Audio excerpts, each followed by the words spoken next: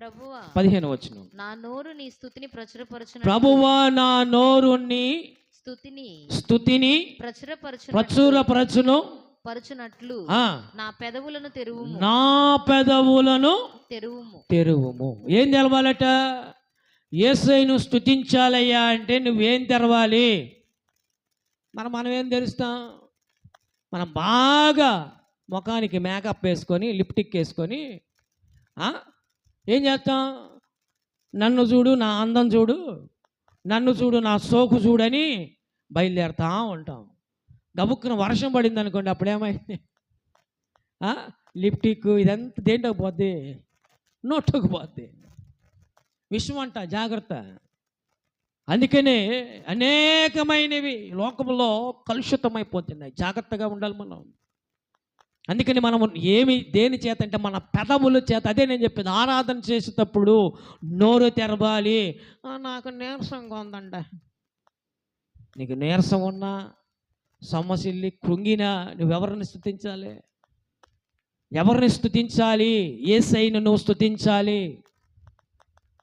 నీకు బలమిచ్చువాడు, బలమును అనుగ్రహించువాడు నా యేసయ్య. జీవపు ప్రదాత ఆయన, కృంగిన వారిని లేవనెత్తువాడు ఆయన. ఎన్నోసార్లు కృంగిపోతే బలహీన ఎడల మమ్మల్ని బలపరిచిన యేసయ్య. హల్లెలూయా. మనుషుల మాటల చేతేమి, లేకపోతే బలహీనతలు, శ్రమలేమి, ఇబ్బందులేమి ఎన్నో వచ్చాయి. అయినా యేసయ్యను స్తుతించుట నేను మానలేదు. హల్లెలూయా. యేసయ్యను స్తుతించుట నేనైతే మానలేదు. అనేకమైన మార్లు, అనేకమైన సందర్భాల్లో, అనేకమైన సమయాల్లో కూడా యేసయ్యను నేను స్తుతిస్తూనే ఉంటాను. పాట పాడుకుంటూనే ఉంటాను, ఆరాధన చేసుకుంటూ నా నోటితో స్తుతిస్తూనే ఉంటాను. నేర్చుకున్నాను. అలాగా ఒకప్పుడు నేను ఎలా బతికానో, ఒకప్పుడు నేను ఎలా జీవించానో నా జీవితం అంతా మీకు తెలుసు. కానీ కొంతమందికి అయితే నా జీవితం కొంతే తెలుసు, పూర్తిగా తెలియదు నా జీవితం. కానీ యేసయ్య ఆయన మహిమగల పాత్రగా నన్ను మార్చుకున్నాడు ఆయనలో. అందుకని అన్నాడు, నేను నీవైతే నీవు ఆయనలో లిఖితమై ఉంటావు. అందుకని ఇందాక ఆరాధనలో ఆయన జ్ఞాపకములో మనం ఉండాలి. ఆయన జ్ఞాపకములో ఉంటే మనము, ఆయన జ్ఞాపకములో ఉంటే మనము ఆ జ్ఞాపకములో ఉంటాం. హల్లెలూయా. అందుకని మన పెదవులతో యేసయ్యను స్తుతించాలి. స్తుతి చెప్పుకుంటా ఉన్నాము. లేదనుకో పాట పాడుకోవచ్చు. ఆరాధన స్తుతి ఆరాధన మనసులో పాడుకోవచ్చు. నలుగురిలో పాడపోయినా నువ్వు ఒక్కదాన్ని కూర్చున్నప్పుడు ఆరాధన స్తుతి ఆరాధన. అమ్మాయి నా స్వరం పాకట్లో ఈ పోసుకోవాలి ముచ్చట్లు మానేసి కూర్చొని ఏమని చెప్పుకోవచ్చు? అమ్మాయి నేను పాట పాడితే నా స్వరం బాగుంటుందా, ఎలా పాడాలి, ఎలా ఇవి నేర్చుకోవాలా. అంతేగాని అక్క ఈ గొలుసు బాగుందే, ఈ డ్రెస్ బాగుందే, యేసు రక్తమే జయం, హల్లెలూయా, ఇవి కాదు మనం అడగాల్సింది ఆరాధన చేసేటప్పుడు.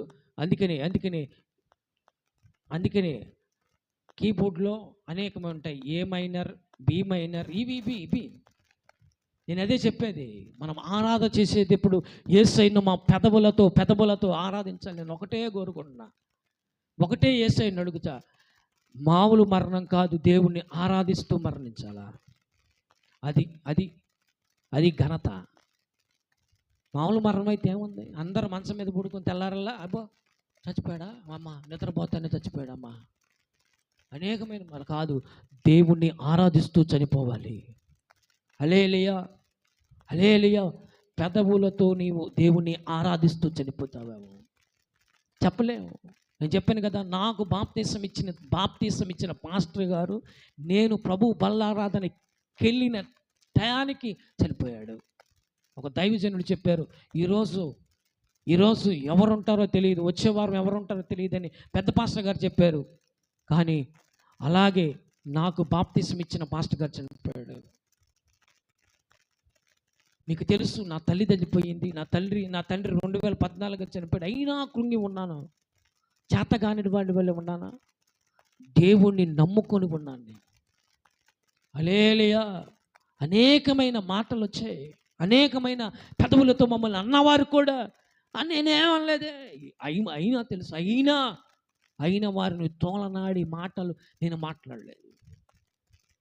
ఎందుకనయ్యా అంటే నా తండ్రి చనిపోయినప్పుడు నేను ఇంకా రక్షణలోకి రాలేదు. నా తల్లి చనిపోయినప్పుడు నేను రక్షణలోకి వచ్చాను. దేవుడు ఏంటో ప్రేమ తెలిసింది.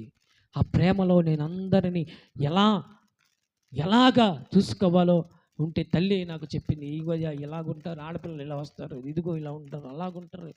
ప్రతిదీ ఇది తెలీదు. మా అక్కయ్యని తీసుకొచ్చేటప్పుడు కూడా అనేక మంది అన్నారు,